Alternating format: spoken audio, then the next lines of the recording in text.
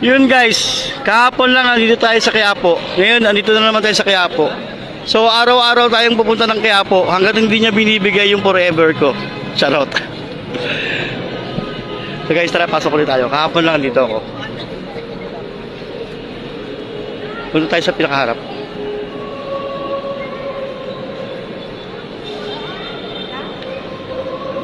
Punta tayo sa harap guys.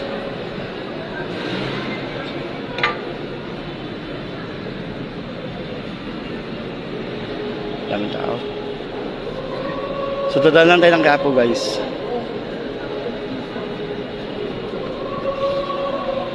Punta tayo sa pinaka-altar niya. So, si Bird na lang nakakagawa nun.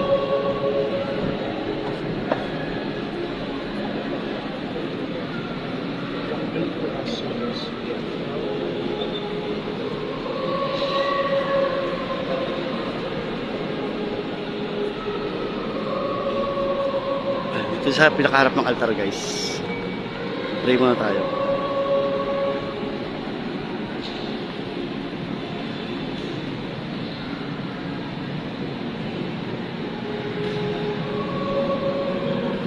Guys, dito sa pinakaharap ng altar.